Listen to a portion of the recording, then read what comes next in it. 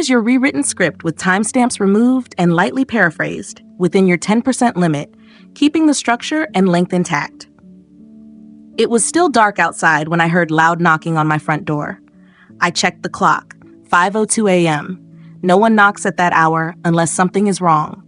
I pulled on a sweatshirt and walked to the door, my heart racing. When I opened it, my neighbor, Gabriel Stone, was standing there. His face looked pale, his breathing uneven, like he had rushed over. "Don't go to work today," he said quietly but urgently. "Stay home. Just trust me." I stared at him, confused. Gabriel was usually quiet, polite, and rarely spoke beyond a few words. I didn't know much about him except that he kept to himself and had moved in about a year ago. Seeing him like this, clearly shaken, felt off. "What are you talking about?" I asked. "Did something happen?" He slowly shook his head, but his eyes were serious. "I can't explain right now. Just promise me you won't leave the house today, not for any reason." Everything about the moment felt strange. The cold air, the early sunrise just beginning, and my normally calm neighbor now looking like he was on the verge of breaking down. I took a breath. "Gabriel, you're scaring me. Why shouldn't I go?" He hesitated, then spoke in a low whisper. "You'll understand by noon." Before I could ask anything else, he stepped back, glanced around the street as if someone might be watching, and quickly walked back to his house without looking back. I stood there in silence, my hands still on the doorknob, my thoughts racing. Part of me wanted to dismiss it as paranoia. Maybe he was confused or going through something. But another part of me, the part that trusted instinct, told me not to ignore it. There was also another reason I couldn't brush it off. 3 months ago, my father passed away suddenly. Officially, it was a stroke. But in the days before, he kept trying to tell me something important. Whenever I asked, he would only say, "It's about our family. It's time you knew." Before we could have that conversation, he was gone. Since then, unusual things had been happening. A car would sit near my driveway for hours with tinted windows. My phone rang from blocked numbers, but no one spoke. My younger sister Sophie, who works overseas, called asking if I had noticed anyone new nearby. No one said anything directly, but I could feel it. Something was moving quietly in my life. Deliberate, not random. My name is Alyssa Rowan. I'm 33 years old, a financial analyst at Henning & Cole Investments, and someone who has never missed a day of work unless I was sick. I live alone in the house I inherited from my grandmother. My life has always been quiet, structured, predictable, until today. In that moment, I made a decision. Not out of fear, but logic. If Gabriel was wrong, I would just take a day off. If he was right, I might be protecting my life without even realizing it. I texted my manager saying I couldn't come in due to a personal emergency. Then I waited. The hours passed slowly. Every sound in the house seemed louder. The ticking clock, the refrigerator humming, even the wind against the windows sounded like something trying to break through. By late morning, I started to feel foolish. Nothing had happened. Gabriel hadn't returned. Maybe I had overreacted. Then my phone rang, an unknown number. I answered, expecting my manager or a spam call. Instead, a calm, official voice spoke. "Ma'am, this is Officer Taylor from the County Police Department. Are you aware of a critical incident that occurred at your workplace this morning?" I froze. "What incident?" "There was a violent attack at your building. Several employees were injured. We have reason to believe you were present." My body went cold. "That's impossible. I wasn't there." There was a pause. "We have footage of your car arriving at 8:02 a.m. Your work ID was used to enter the building, and security reports say you were last seen on the 3rd floor before the attack." My knees weakened. I grabbed the table to steady myself. Someone had used my identity. Someone wanted me to be there, and wanted others to believe I was. The officer continued, his tone steady but serious. "Ms. Rowan, your coworkers reported seeing you enter the building. Security logs confirm your key card was used. We also have footage of your vehicle entering the parking garage." I pressed the phone closer. "That's not possible. I've been home all morning. I didn't go to work." There was a pause. Then he asked, "Can anyone verify that?" I looked around my empty house. The silence felt heavy. I said quietly, "I live alone." His voice became more formal. At approximately 11:47 a.m., an emergency alert was triggered on the 3rd floor. A coordinated attack took place. You were reported missing. We need to locate you for your safety and for questioning. Questioning? I asked. Why would I be questioned? Another pause, longer this time. Evidence was found at the scene. Items belonging to you were recovered. My mind went blank. Items belonging to me. That's when I thought of Gabriel, his pale face, his warning. Don't go to work today. Someone had planned this, and I was part of that plan, either as the target or the person to blame. I'm telling you, I wasn't there, I said, trying to stay calm. Someone must have cloned my keycard. Then another thought hit me. My car? Did you see who got out in the footage? The footage is corrupted, he replied. We can see the vehicle entering with your plates, but not the driver. My pulse quickened. Whoever did this had access to my car, or something identical. My identity hadn't just been stolen, it had been replaced. I glanced out the window, my heart racing. Was I being watched? Was someone waiting for me to make a mistake? Before I could say more, the officer added, "Units will be arriving at your address shortly. Please do not leave." My instincts immediately reacted. If Gabriel warned me not to go to work, and someone had impersonated me, then the police arriving might not be for my protection. They might be coming for me. As soon as the call ended, I shut all the blinds and locked every door. My breathing became shallow as my mind replayed every strange moment from the past few weeks. A man in a suit had been watching me from his car parked down the street. Emails from unknown senders kept asking if I would be in the office on Tuesday. There was also a lingering feeling that someone had gone through my belongings while I was away. It wasn't paranoia. It had been preparation.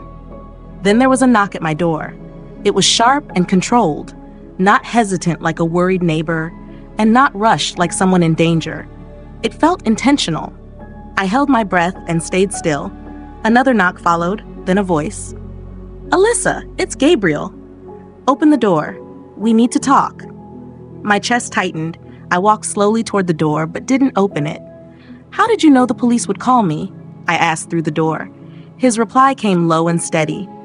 "Because they're not coming to help you. They're coming to place you under federal custody. You were never supposed to wake up in your own bed this morning." My thoughts spun. "What are you talking about?" "They staged the incident to eliminate everyone in that building," he said. "And you were supposed to be there, not as a victim, but as the one they would blame." He paused briefly. "And now they need you alive long enough to confess to something you didn't do." A cold realization settled in. Whoever was behind this didn't just want me gone. They wanted my identity erased and replaced with a false narrative. Whatever was supposed to happen at noon was never about the building. It was about me. I opened the door slowly, not because I fully trusted Gabriel, but because ignoring the situation felt worse. His eyes locked onto mine as soon as the door opened slightly, alert and focused, as if checking whether we were alone. Without waiting, he stepped inside and closed the door behind him. He didn't waste time. "They're already on their way," he said. "You have minutes, maybe less, before they arrive and declare this house a crime scene." I crossed my arms, trying to control my breathing. "Why? Why me? What is happening?" He didn't respond right away. Instead, he walked to the kitchen window and looked outside. Then he spoke more quietly. "Alyssa, I didn't move here by chance. I came here to watch over you. Your father asked me to." The words hit hard. I stepped back. "My father? No. My father was an accountant, a normal man. He never..." Gabriel turned to face me. "Your father never worked in finance. That was his cover. He was involved in a covert federal investigation for nearly 2 decades. He paused. "And you were part of the reason." My mouth went dry. "What does that mean?" Gabriel reached into his jacket and pulled out a small black envelope. "Your father knew something like this might happen one day. He left this for you." I hesitated before taking it. My hands were unsteady as I unfolded the paper inside. It was a handwritten note. "Alyssa, if you are reading this, then what I feared has happened. You are not in danger because of anything you did. You are in danger because of who you are. There is more to your identity than you know. Gabriel will explain the rest. Trust him as you trusted me. Do not surrender yourself. If they take you, you will disappear." My knees weakened. My father had known. He had been trying to prepare me. All those times he said, "There are things you're better off not knowing yet." I thought he was exaggerating.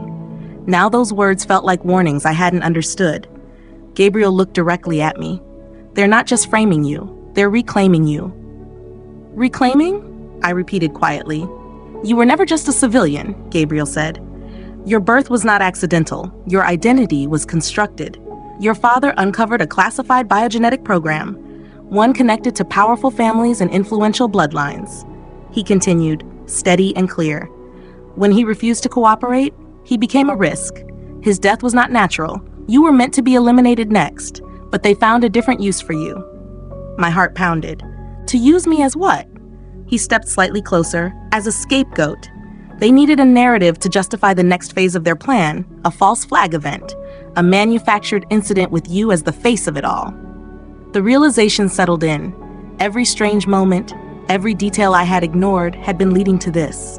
So all of this was staged to destroy my life? I asked.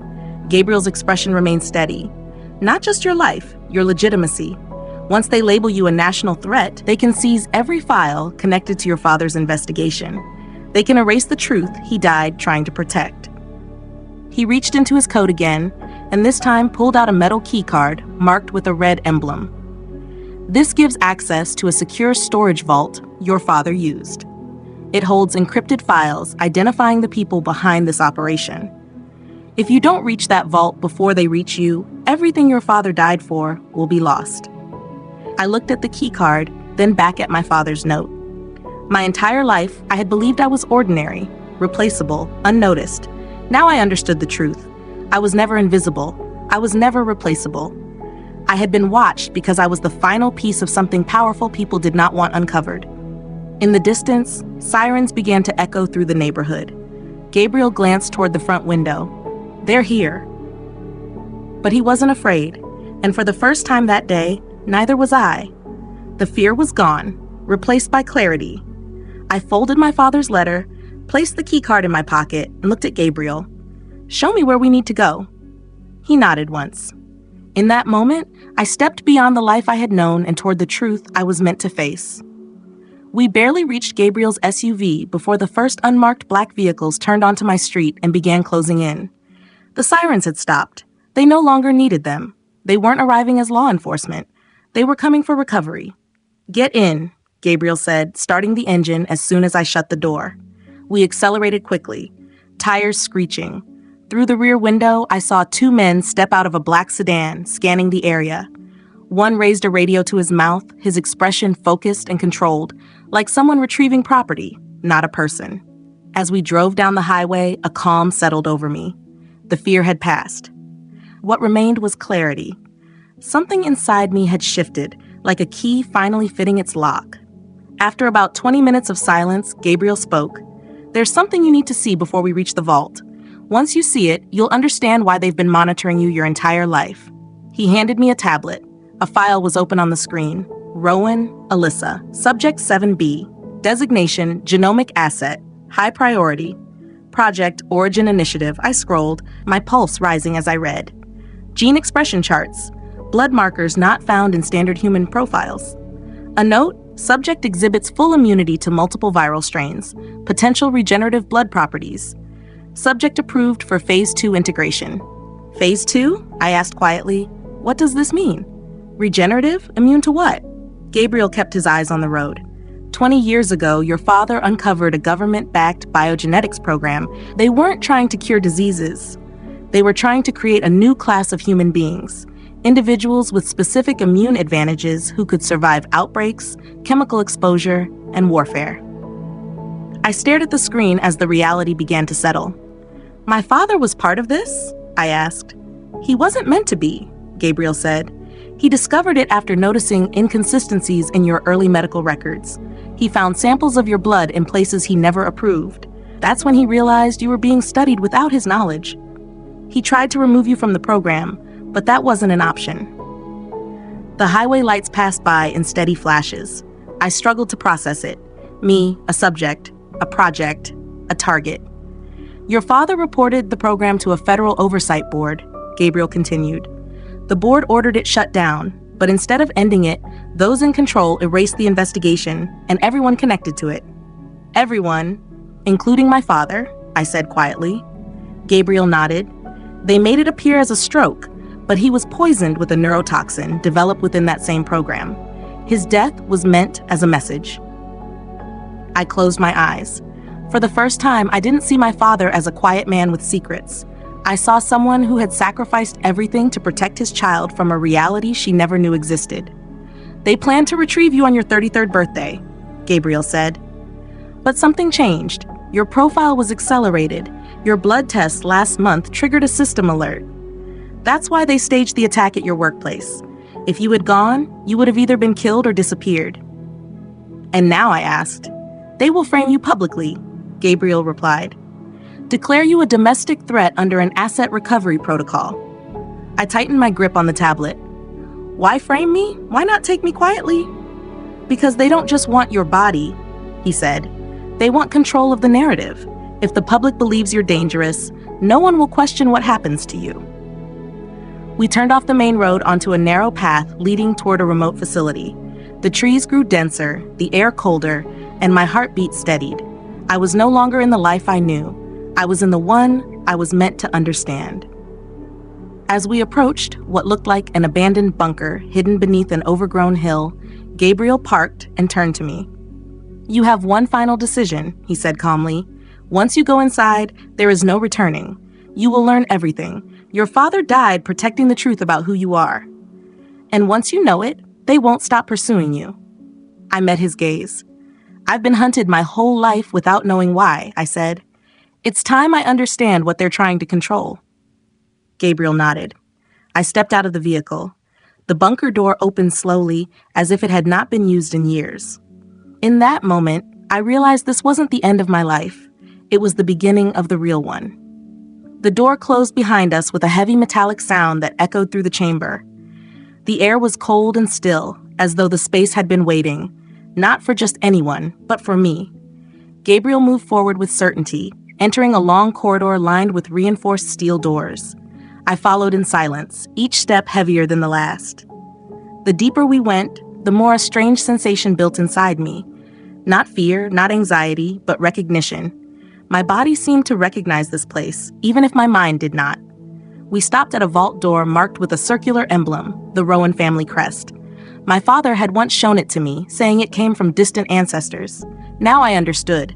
It wasn't heritage, it was designation. Gabriel pointed to a panel on the wall. "Your DNA will open this vault." I hesitated. "How do you know?" "Your father told me," he replied. "He said the vault would only respond to his bloodline, and you are the last." The last. It became clear that I wasn't just opening a door, I was unlocking the final truth of my family's existence. I placed my palm on the scanner. A pulse of light moved across my skin. The vault emitted a soft tone, then slowly opened. Cold air moved outward, carrying a faint scent, old paper, memory, and something familiar. Inside was a circular room lined with shelves of black boxes, each marked with coded labels. At the center stood a glass pedestal. Inside it was a single leather-bound journal, my father's journal. My hands shook slightly as I opened it to a marked page. A letter, written to me. "My daughter, if you are reading this, then the falsehoods surrounding your life have finally been removed. But above all, understand this. You were never an accident. You were never property. You were the first successful proof that human immunity can evolve naturally. They did not create you. You were born with what they have spent decades trying to replicate. It is not what was done to you that makes you powerful. It is what you already are. You represent the future they fear." I closed my eyes as the words settled. My father hadn't just died to protect me. He died to protect what I represented. Not a weapon, a possibility. On the next page was a final instruction.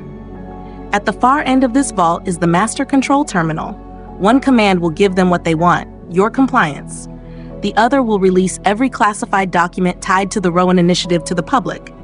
Once you decide, the world will change permanently." I looked at Gabriel. He didn't guide me. He simply said, "Your father trusted you to choose, not as a subject, but as a person." I walked toward the control terminal. 2 buttons were visible beneath glass. Acquisition protocol, signaling surrender. Revelation protocol, triggering full public release. If I chose the first, I might survive, but at the cost of freedom and truth. If I chose the second, I would expose everything and become a target for powerful individuals who had already taken lives to protect this secret. I pressed the second option. A low hum filled the room, a countdown appeared, data began transferring through secure channels set up by my father. Evidence, names, financial records sent to global media networks. There was no reversing it. Gabriel exhaled, "It's done. You just changed everything." Suddenly, alarms activated. They had located us. Our time was limited. But I was no longer afraid. For the first time, I wasn't hiding behind assumed safety. I was standing with the truth. "We need to move," Gabriel said. As we headed toward the exit, my father's final words stayed with me. "You were not born to be controlled. You were born to reveal what control truly is." We stepped outside into the cold night. Helicopters moved overhead. Searchlights cut through the trees. But I no longer saw them as hunters. I saw them as the final stage of something collapsing. I was no longer running. I was taking a stand. Because I wasn't just surviving anymore. I was becoming what my father always believed I could be. Not a subject. Not a victim. But the beginning of something entirely new.